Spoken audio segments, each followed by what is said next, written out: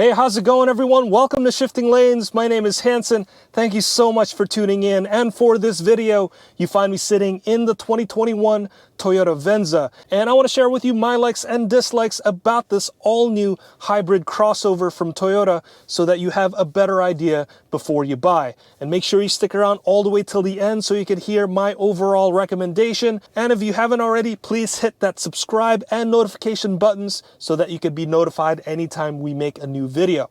Now on to the review. This is the all-new Toyota Venza.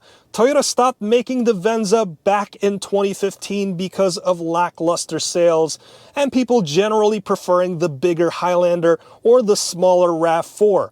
So for the nameplate's return, Toyota took an interesting approach by not only borrowing an SUV that they're already selling in Japan called the Harrier, which is an awesome name by the way, but by also selling it exclusively as a hybrid for the US market. Now this new Venza rides on the same TNGA-K platform as the RAV4, so it has the same wheelbase and width, and this is pretty much a mechanical clone of the cheaper RAV4 Hybrid. Now if you're interested in my review of the RAV4, I've tested the RAV4 TRD off-road version before, so if you want to watch that, please click the link up here. But besides the physical dimensions, the Venza is basically very different than the RAV4 inside and out. The RAV4 was redesigned for the 2019 model year, and it became a more muscular and purpose-built looking compact crossover, perhaps to match the rugged design trend of all other crossovers. The Venza, on the other hand, goes for a softer, sleeker, and more futuristic design. If you're shopping for a compact crossover from Toyota and hate how the current RAV4 looks, then this Venza is going to be a great alternative. I just love how the front end of the Venza looks. It actually reminds me of an older third generation Honda CR-V.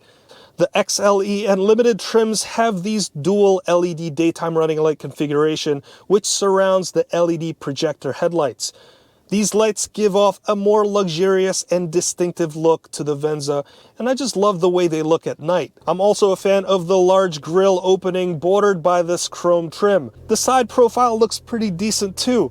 The side windows come to a sharp point, which gives it that coupe-like look, and the bulge on the rear wheel gives it a more powerful stance, very similar to the Toyota Highlander and slightly reminiscent of the GR Supra as well. I've reviewed both of those, so if you're interested in them, please click the links down below. Wrapping up at the rear end, I also love the look back here. The hatch has a pretty aggressive angle, almost like the Toyota CHR. This is one of the reasons why the Venza has a slightly smaller cargo space behind the second row, is so they can have a sharper looking coupe-like design back here. I also like the rear LED taillight design. The slim light bar gives it that more modern look and upscale feel. This design really sets the Venza apart from everything else in Toyota's current lineup. There's no other Toyota models that look like this, and I really like it. I hope Toyota adopts this rear end look across their other models in the future. Moving to the inside, even though the proportions are similar to the RAV4, there is zero resemblance except perhaps for the steering wheel and various switches here and there. The materials inside the Venza feel much more luxurious and it feels more Lexus than Toyota. This one is finished in the Boulder trim, and it's the lightest trim that they have, and I think it's a nice choice considering the good contrast between the wood paneling against the gray dash and door cards. Overall, I like the materials and build quality, and it certainly has a more upscale feel. Compared to the RAV4, the Venza seems to favor form over function. In the RAV4, you'll find tons of knobs and dials for your HVAC controls and stereo controls. In the Venza, you'll find this touch-sensitive panel, and most disappointingly, there's no volume knob. Personally, I can adjust to not having a volume knob. I can just simply hit the power button in here to mute, or I can use the steering wheel controls to change the volume. But the problem here is that if you're wearing thick gloves, you wouldn't be able to interact with this touch-sensitive panel. And you wouldn't want to use thick gloves anyway if you want to interact with this 12.3-inch touchscreen display. This is built on Toyota's Entune system, which is pretty decent, but I personally prefer to use Apple CarPlay or Android Auto, and there's also a built-in Amazon Alexa as well. Now, if you're plugging in your Apple CarPlay, what I like about the screen is that it only takes up about 2/3 of the screen, and the rest is taken up by the Toyota Entune system. And I like that you can switch between the right and left sides of the display by clicking on the arrow buttons. And this thing shows you your HVAC controls, your heated seats and ventilated seat settings, music controls, and also, since this is a hybrid, where you're getting your power from. Now, moving to the instrument cluster, the Venza still has a traditional 2-gauge cluster. The right gauge shows you your speedometer, and the left gauge isn't your traditional tachometer. Instead, it shows whether the hybrid system is charging the battery or is operating in eco or power mode. The center display on this XLE is a 7-inch LCD screen. I like how you can toggle through so many different types of information, like your eco score, your all-wheel drive torque distribution. And again, this being the hybrid, you can also show how the system is working and where you're getting your power from. And now is probably a good time to discuss the hybrid performance of the Toyota Venza.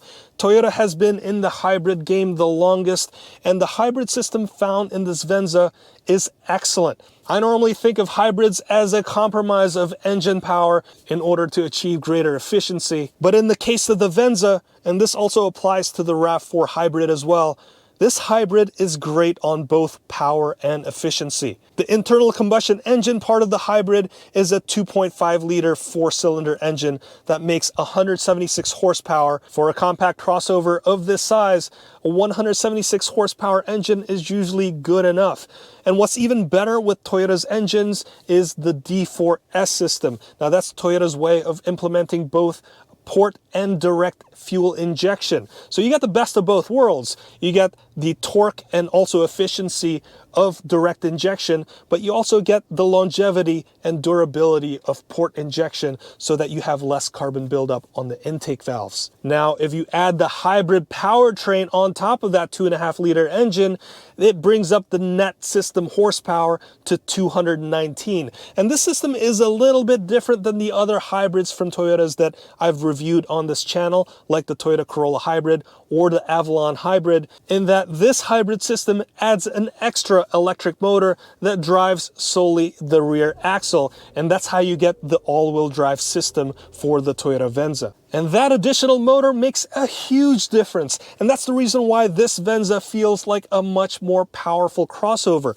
You get that additional traction from the rear wheels, and that torque is almost on demand. And that's really the benefit of having a hybrid system and other cars with electric motors, is that the torque is very high at low RPMs. So it's almost instantaneous torque. So overall, the hybrid performance, that 2.5-liter engine and also the electric motors, it makes this Venza feel like a really quick crossover, and I like the straight line performance a lot. As for the transmission, the Toyota Venza has an e-cvt. Now, just like all hybrids, they're going to have some form of electronic CVT. Now, don't confuse this with a traditional continuously variable transmission. There are no belts or pulleys in here.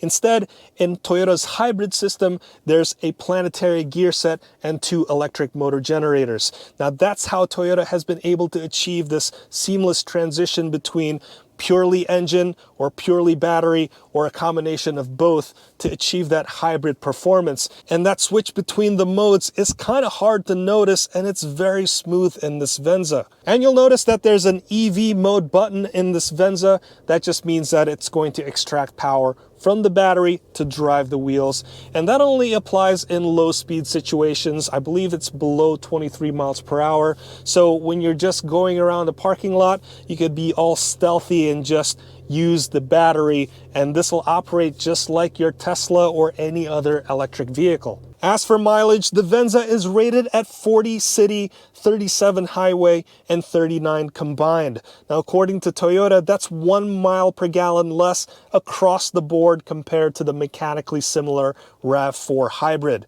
That difference might have something to do with the extra 150-ish pounds that the Venza is carrying over the RAV4. How about ride and handling?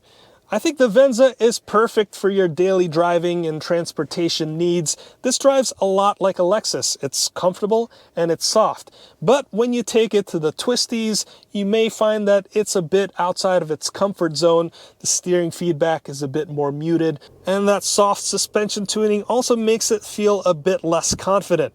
A sports car, this is not, but I have to emphasize again, for all of your everyday transportation needs, this is a good crossover. As for interior space, this doesn't quite match what the RAV4 can offer. The seating dimensions are almost the same as the RAV4, but the sleeker roof of the Venza cuts out a significant chunk of cargo space behind the rear seats. The RAV4 fits 37.5 cubic feet, whereas the Venza fits 28.8 cubic feet behind the second row, meaning you can fit about 3/4 of the stuff that you could normally fit in a RAV4 in the Venza. Now with the back seats folded down, the Venza's cargo space grows to about 55 cubic feet, whereas the RAV4 Hybrid has almost 70 cubic feet of cargo space. So overall, do I recommend the Toyota Venza? It really depends. If you're looking for the optimal hybrid performance wrapped up in a compact crossover package, then no. The RAV4 seems to be the better option there, considering that you can get it for thousands less, and you also get better mileage, and you can pack in a lot more stuff. If you're looking for an excellent hybrid car with a sleeker looking design and a more premium interior feel without the Lexus price tag, then the Venza is a great choice. I absolutely love the exterior design of the Venza. I think it looks very unique, and I hope that it's a general design direction for all other Toyota vehicles in the near future. If you want a more premium feel, then you should check out the limited trim of the Venza, because that comes with the Stargaze feature. That's basically a panoramic moonroof that can go from transparent to opaque at the touch of a button. Really cool feature. I don't have it here because obviously I'm sitting in the XLE trim. Now, if you're testing a bunch of hybrid crossovers, then I would also include the Honda CR-V Hybrid into your test drive list. I have reviewed that, and if you're interested, please click the link up here. Now, the CR-V Hybrid doesn't quite deliver the same highway mileage performance as the RAV4 Hybrid, but the all-wheel drive performance is better because Honda has a drive shaft that drives the rear wheels, whereas the Venza or the RAV4 relies solely on the electric motor. So it really depends on what your use cases are. If off-roading your hybrid crossover is your thing, then you should absolutely check out the Honda CR-V Hybrid as well. Well, there you have it. That's my review of the 2021 Toyota Venza. I want to thank you so much for watching all the way till the end. Please let me know your comments down below. And if you've learned something from this video or were entertained by it, please consider hitting that like button. And again, hit that subscribe and notification bell buttons so that you can be notified anytime we make a new video. I'll wrap it up right there. My name's Hanson. This has been the 2021 Toyota Venza, and I will see you next time.